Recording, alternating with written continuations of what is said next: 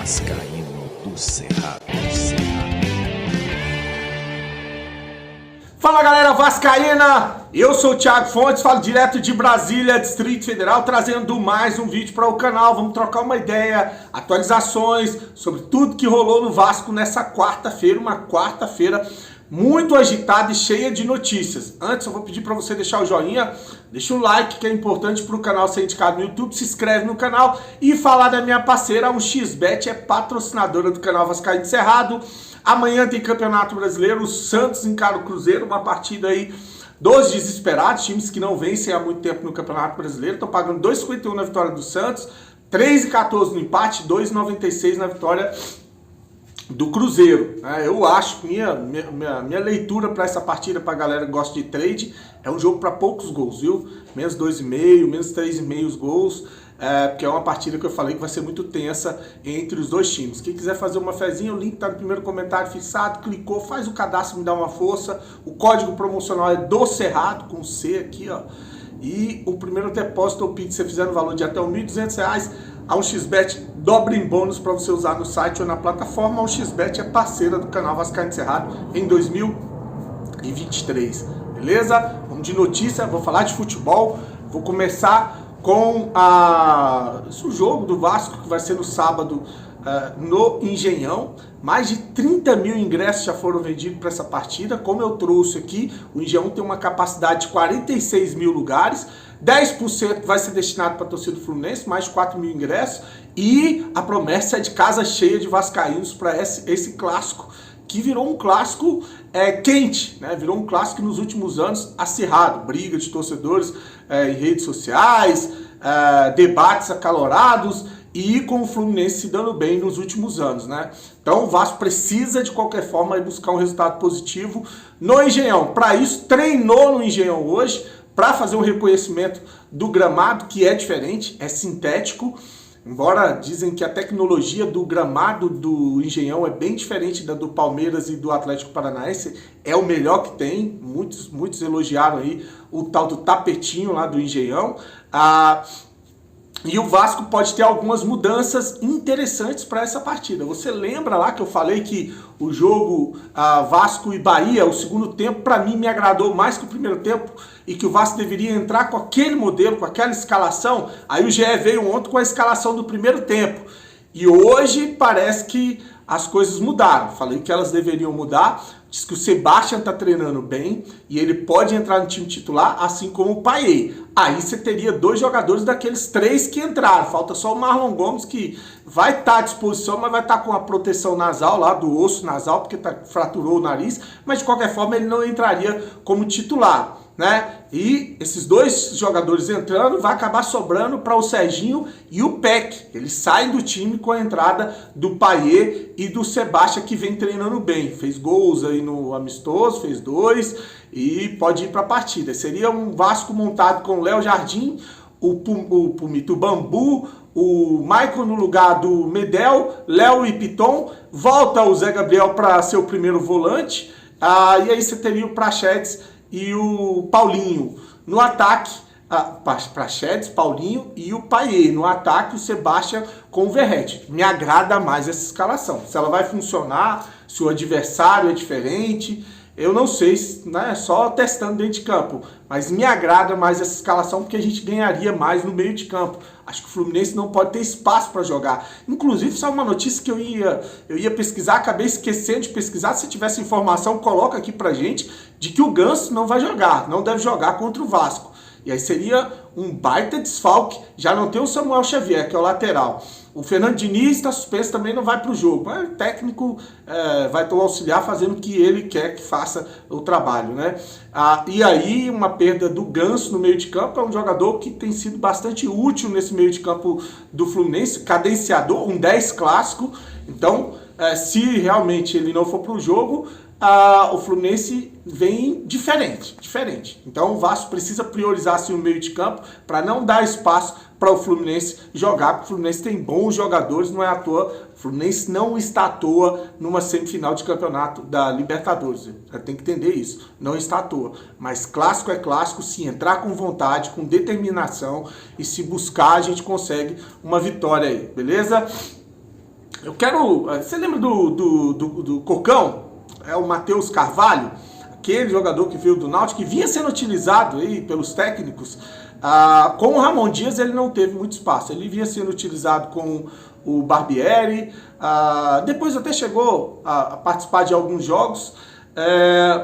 Mas ele deu uma sumida. E eu achei que era uma escolha do Ramon Dias, mas não, parece que ele teve uma lesão no joelho e ficou um mês afastado do elenco. E ele voltou, tá treinando e diz que tá treinando bem pra caramba e que pode ganhar uma oportunidade no time do Ramon Dias nos próximos jogos. Aí deve ser entrando no segundo tempo, enfim. É um jogador que faltava ali. Lembra quando o Zé Gabriel foi suspenso? E a gente não tinha um primeiro volante, o Medel teve que voltar para sair da onde ele estava melhor, estava bem, encaixou, para ir jogar no meio, foi no primeiro tempo contra o Bahia, e foi ruim. Então a gente agora volta a ter um jogador com a característica ali de primeiro volante, que é o Cocão. Então é importante aí essa recuperação do Cocão e o fato dele estar treinando bem é legal também, é muito importante. Agora eu vou falar sobre o acordo que foi firmado entre o Vasco e o Ministério Público hoje, né, para liberação de São Januário, que é o tal do TAC, termo de ajustamento de conduta, que o Vasco vai virar um Big Brother, câmera para todo lado, reconhecimento facial e a porra toda, vai ser o primeiro estádio do Rio de Janeiro com tanto investimento aí em segurança. Se não for assim, não abre, né, não libera. E agora só falta a questão burocrática, que é a homologação e entregar para a Justiça do Rio de Janeiro. E na quinta-feira que vem, festa São Januário lotado para encarar o Coritiba. Uma informação que eu quero trazer, ela foi dada pelo CEO, o Lúcio Barbosa, assim que foi assinado o acordo. Ele deu uma entrevista e falou que a tendência é que o Vasco mande todos os seus jogos em São Januário. Aí perguntaram sobre o jogo Vasco-São Paulo, que foi marcado para Brasília no dia 7 do mês que vem.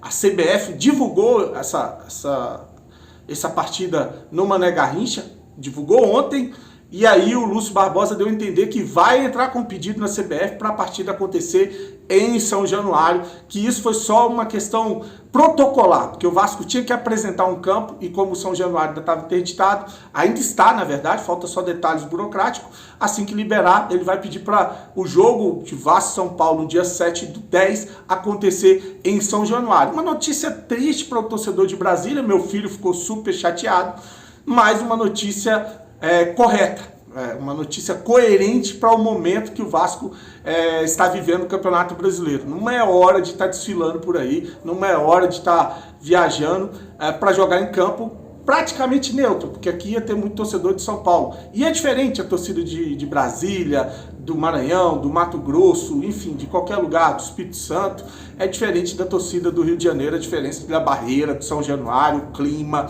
né?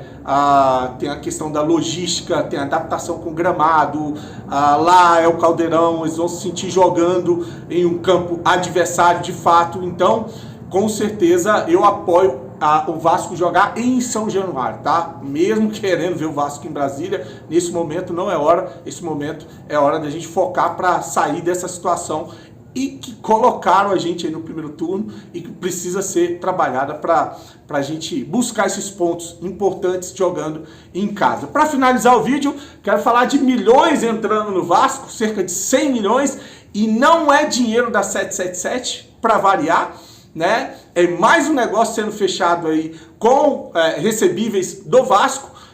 O Vasco está perto de acertar a venda dos direitos de placas estáticas, aquelas placas, né, de publicidade que passam propagandas ali na beira do gramado.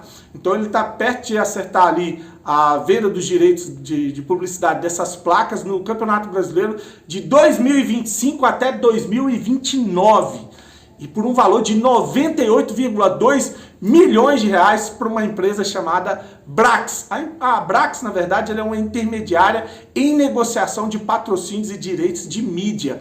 Então tá aí o Vasco fechando um acordo de quase 100 milhões de reais. Assim que assinar o contrato, a empresa tem 30 dias para aportar de imediato na SAF do Vasco, 25 milhões de reais. 25 milhões de reais entram imediatamente e o resto é diluído nos anos 2025 a 2029. Uma coisa me preocupa nisso aí. Aí as pessoas falam, pô, mas tu reclama.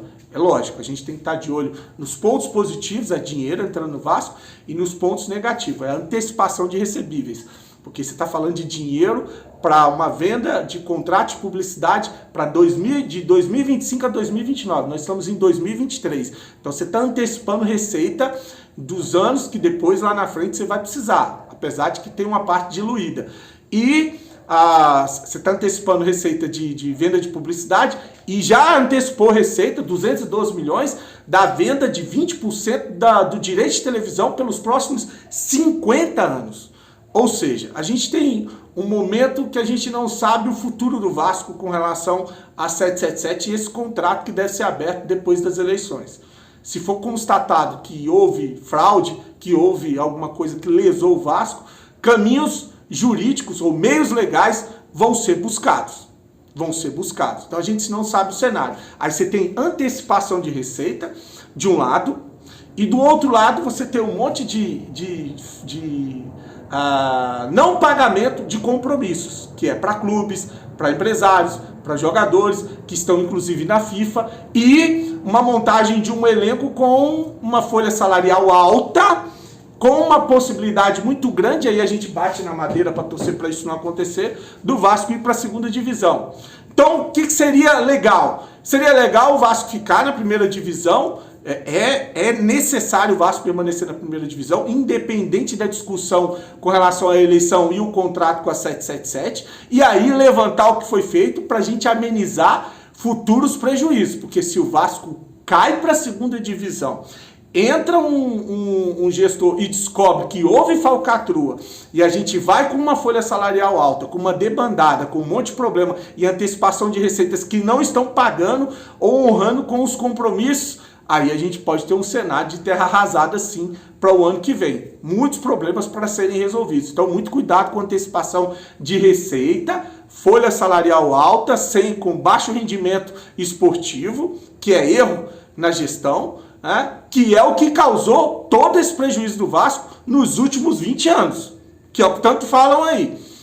Escolhas erradas, times mal montados, contratações que geraram custo e foram virando uma bola de neve, e os recebíveis que a gente não viu entrar no Vasco, e agora com relação à SAF não vi entrar dinheiro. Eu não acredito em dinheiro da 777, até que me provem o contrário. Eu não acredito em dinheiro da 777 entrando no Vasco. Essa é a minha humilde opinião. Curte o vídeo, se inscreve no canal, já falei demais, passou até do tempo. Fique com Deus e saudações vascaínas.